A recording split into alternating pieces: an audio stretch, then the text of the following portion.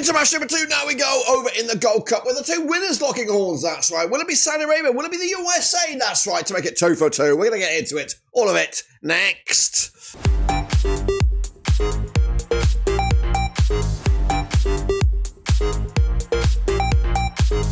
That's right, folks, back once again with another video. Today we're taking a look at match day number 2 between Saudi Arabia and the USA, of course, in the Gold Cup. Who will come out on top? We'll take a look in a second. Big shout out to the members, big shout out to the patrons. You know who you are. And again, if you're new, smash your subscribe. You want to subscribe for Gold Cup, Blackburn Rovers, World Football. We're going to all here under one roof. That's right, so let's get into it. It is Saudi Arabia, it is USA, it is over in the Gold Cup. But let's take a look at the two nations as we look forward to the match. It is, of course, Saudi Arabia, the guest nation for this competition. They secured their invited spot back in the 19th of December 2024.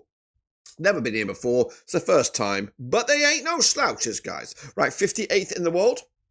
My expectation was a semi-final spot here for guest nation Saudi Arabia. Maybe still stand by that. We have cleaned up the rosters here and, of course, give you a little bit more clarity as who's playing here. We've got the likes of Nafwa Al-Ahakwi there. We've got the likes of Mohammed Sulaimanin, Saad Abdurrahman, Ali Jablali as well. Moving on into midfield, the likes of Fari Galgahami, Ali Al-Hassan. There's a name I'm looking out for on this one. I think he is up the top there. Yeah, it is. Munan Al-Shayad, Mukhtar Ali, and Salih Al-Shefri are some of the players there. But the main man I'm after is this guy, Marwan Al-Shafi. That's right. He has been linked with the move to Blackburn Rovers, so he could potentially be a Rover in about a month's time. So, fingers crossed. We'll see. If he is, respect to my Saudi brothers. We'll have a new Saudi Blackburn Rovers geezer on our hands. Anyway, this is and he's in. He's potentially going to start here. This is the last lineup, I think it took place for Saudi Arabia. The likes of Al-Qadi there, Al-Bashar, Kadish, Al-Mamadi, Abdulamind, Al-Jahani, Al-Hassan, Al-Gramidi, Al-Hamamani, Al-Shariri, and Al-Shafafi. And again, I've got to practice that. If it's becoming a Rover, I've got to get that sweet as a nut. Let's get a look at the resume then. Haiti so far, they bypassed that. That was going to be the sticky wicket. The USA game is a free hit, and the USA looked good last night. Trinidad, not so much. So as of right now, I think Saudi look good for at least a quarterfinal spot to extend their stay here in the USA beyond the knockouts. I think the USA game is a free hit. Saudi game looks likely. But you just don't know. You just don't know. Anyway, the USA coming at you, qualified as the CONCACAF Nations League A quarter-final winners, securing their spot on the 18th of November 2024. They've been here 18 times in this current rendition, 20 times total. Their last appearance was back in 2023. They are champions multiple times, winning it first back in 91, then 2002, 05, 07, 2013, 2017, and most recently in 2021. They were also runner-up in the old-school version back in 1989. They are ranked 16th in the world according to FIFA. I did expect semi-final berth for the USA, just like Saudi Arabia. Meanwhile, this is their condensed squad, cleaned up squad, like Matt Turner, potentially on the move this summer.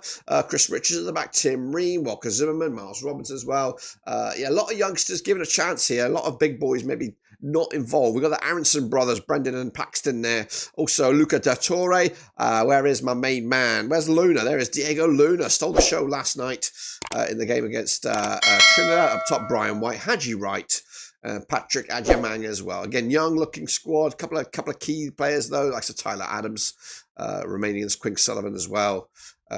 So good looking at players. They're young and hungry and hopefully to prove a point. This is the squad that started the match last night. Friese, between the stick, Alfredson, Ream, Richards, Freeman, Berhalter, De La Torre, Luna, Tillman, McGlynn, and Adjamang. Now, this game was probably the most difficult on the horizon here for the USA. It still should maybe rotated up a little bit. So I'm not expecting this squad completely, but a few players. Luna did stand out. Superstar he is.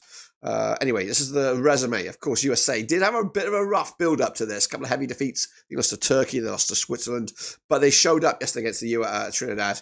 5-0, devilish job. And they looked solid, comfortable at all times. So good match for them. Good preparation. Goal difference as well, which could be a decisive factor, maybe. Saudi Arabia next on Thursday. Then it's Haiti coming at you. Pretty quick fire on, I called them pretty quick fire on Sunday, the 22nd of June. And as of right now, both these guys win. Technically, a draw might just about do it between these two sides, but a win would probably guarantee you top spot in this. So I think that's what they're going to go for. They've played just the one time. It was back in 2022. It was a draw, and it was a 0-0 draw. But they're coming at you at the Q2 Stadium. Hervé Renard, so far so good. One defeat, though, in the last 6 matches. Up against the USA, no matter Pochettino, just one win the last 5. But, of course, maybe it's just been teething problems, or I don't know.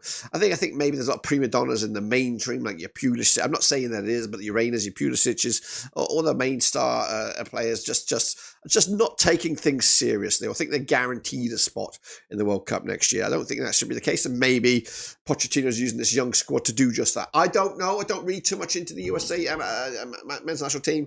It's my vibe. Anyway, I just dropped a poll on here, and we got a few votes out there. Just want to say the indication with the fans is currently 57% going with the USA, 43% going with Saudi Arabia. No one's going with the draw thus far, but it is very squeaky clean. Meanwhile, Saudi Arabia are on the back. The odds for them 31-10 for the victory, 6-5 on is your USA, and we have the draw at 13-5. But me, what about me? Well, this one it's difficult, but I do think the USA showed me the light here.